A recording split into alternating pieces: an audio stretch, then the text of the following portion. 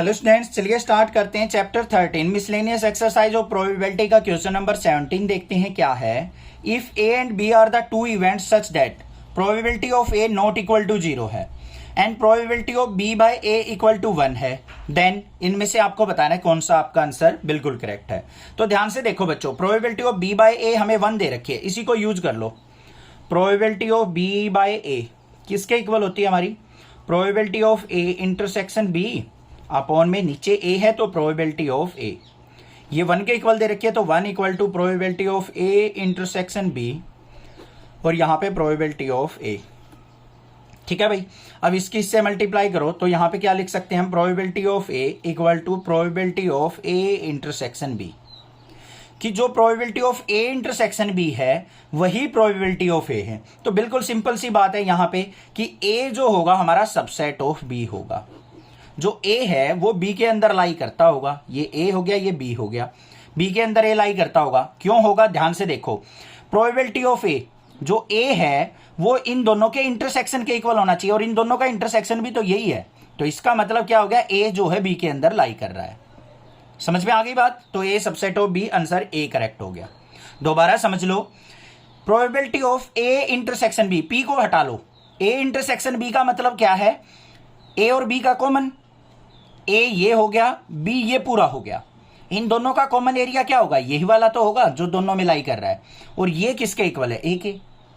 तो इसका मतलब क्या हुआ? ए बी के अंदर लाई करता होगा तो ए सबसेट ऑफ बी है।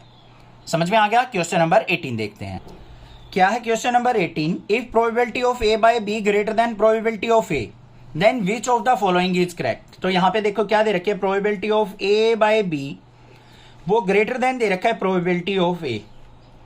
तो पहले ए बाय बी का मतलब लिखो क्या होता है? Probability of A intersection B upon में प्रोबेबिलिटी ऑफ बी। जो कंसेप्ट पता है ना उसी को यूज करेंगे, बाकी कुछ भी हम अलग नहीं कर रहे हैं।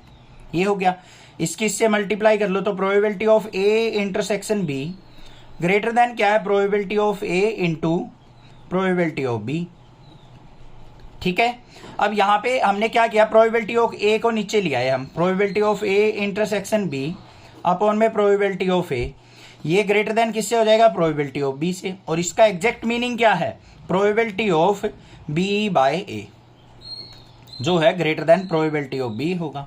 अब ऑप्शन चेक कर लो, यहां पे ऑप्शन कौन सा है हमारा? सी ऑप्शन करेक्ट है। देखो ध्यान से, बस इंटरचेंज कर लिया हमने, हो गया सिंप्लीफाई, आंसर आ गया।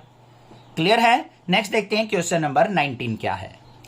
क्वेश्चन नंबर 19 के अंदर हमें क्या दे रखा है? If A and B are any two event such that probability of A plus probability of A B minus में probability of A and B equal to किसके दे रखी है? प्रोबेबिलिटी ऑफ ए दे रखी है, then which one of the following is true.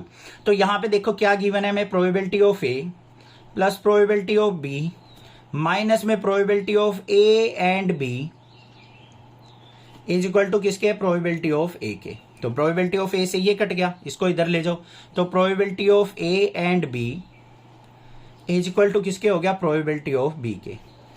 बात clear या नहीं?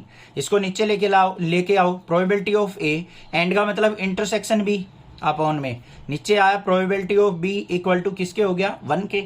ये नीचे आ गया तो इसका मीनिंग क्या है? Probability of A by B equal to किसके आ गया? 1 के। तो ऑप्शन क्या हो गया हमारा? B is the correct option. बस तीनों समझ में आ गए, कोई दिक्कत नहीं होना चाहिए। कोई भी प्रॉब्लम लगे आप मुझसे पूछिए, अदरवाइज चैनल को सब्सक्राइब कीजिए, लाइक कीजिए और शेयर कीजिए। Thank you students for watching your channel. Next class is